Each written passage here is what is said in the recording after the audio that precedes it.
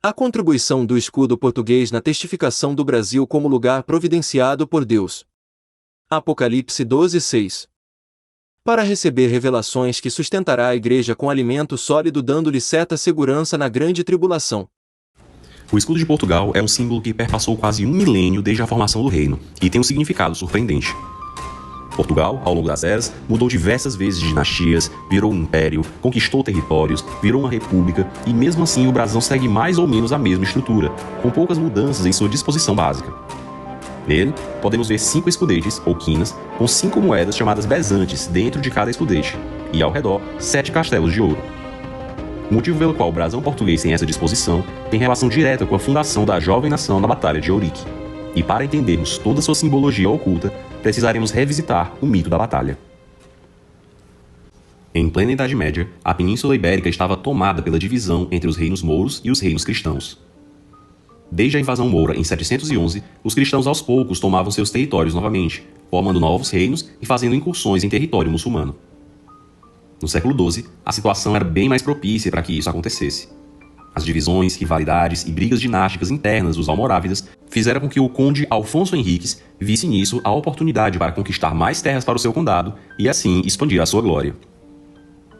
Desse modo, reunindo seu exército, o conde decide entrar no território mouro para capturar mais territórios. Era dia de Santiago Maior, também conhecido como Santiago Mata-Mouros, e Alfonso estava esperançoso de que conseguiria lucrar mais conquistas territoriais para o condado de Portugal. Porém, as notícias que chegavam aos acampamentos lusitanos eram desesperadoras. Nada menos que 5 reis mouros, das taifas de Évora, Berra, Badajoz, Elvas e Sevilha, com 5 exércitos, enfrentariam o jovem conde portucalense, que contava com apenas 11 mil homens. Contam as crônicas da época que o exército maometano era quase 100 vezes maior, comandados por 5 reis e com tropas com vasta experiência em combate, vindas da África e da Andaluzia espanhola. Os riscos dessa batalha eram enormes. Caso Alfonso perdesse, os reis inflamados poderiam seguir para o norte, literalmente varrendo toda a resistência que encontrassem, e assim todo o condado cair em mãos muçulmanas, talvez até inflamando o espírito de jihad no mundo islâmico contra os reinos cristãos. Querendo ganhar mais território para a cristandade, Alfonso estava prestes agora a perder tudo. Desesperado, Henriques então se retira para rezar e adormece. Ao acordar, o conde vê um raio resplandecente, com a cruz e Cristo crucificado nela. Jesus então adverte a Alfonso que ele ganharia a batalha. Segundo a narração pelo próprio Alfonso, Cristo teria dito: "Confia, Alfonso, pois não só vencerás essa batalha, mas todas as outras que pelejares contra o inimigo de minha cruz. Acharás tua gente alegre e esforçada para a peleja, e te pedirás que entre na batalha com o título de rei. Não ponhas dúvida, mas tudo o que te pedires, lhe concede facilmente. Eu sou o fundador e destruidor dos reinos e impérios, e quero em ti e teus descendentes fundar para mim um império, por cujo meio seja meu nome publicado entre as nações mais estranhas. E comporás o escudo de tuas armas do preço com que eu remi o gênero humano, e daquele por que fui comprado dos judeus, e ser-me-á o reino santificado, puro na fé e amado por minha piedade." Após Afonso pedir por seus sucessores portugueses, Cristo assim disse: "Não se apartará deles nem de ti nunca minha misericórdia, porque por sua via tenho aparelhadas grandes searas, e a eles escolhidos por meus segadores em terras muito remotas." O mais interessante desse trecho é que Cristo menciona indiretamente a evangelização do Brasil em plena Idade Média, em 1139, às vésperas da batalha e mais de 400 anos antes dos descobrimentos. Cristo menciona 2 vezes que, por meio desse império, seria o seu nome publicado entre nações distantes e remotas. E estava, assim, no espírito dessa nova nação, a missão de levar o cristianismo para essas terras.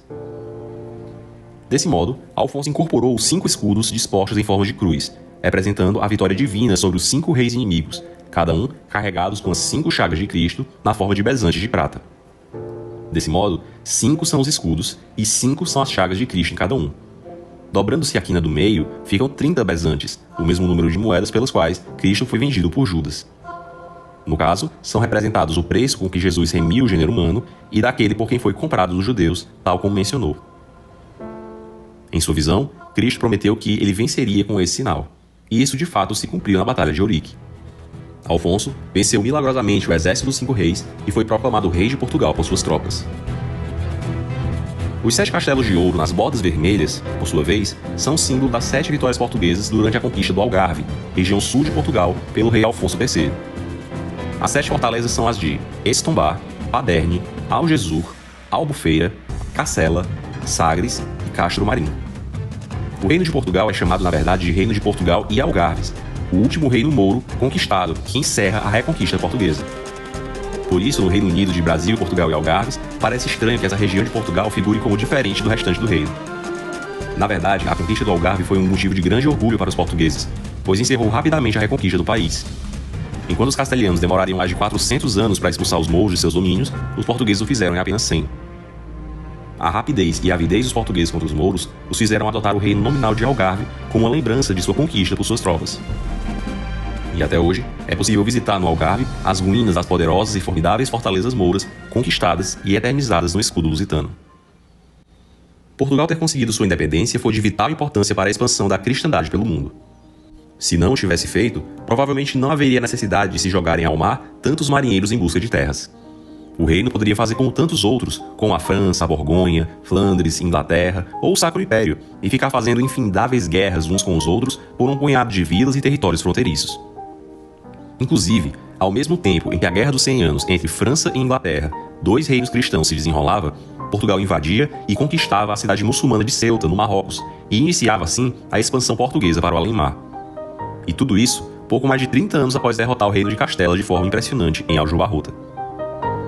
Na conquista dessa fortaleza moura estava a nata da nobreza portuguesa, o rei, o condestável Santo Nuno, os infantes herdeiros e príncipes participando da batalha e conquistando o Forte Mouro para a cristandade, o que gerou um enorme espanto e admiração na Europa. A independência de Portugal e a vizinhança com a robusta Castela obrigou o reino a olhar na direção do mar e a buscar sua expansão para além do oceano. Justamente como Cristo mencionou em Eurique e em conformidade com o legado cruzado templário portucalense.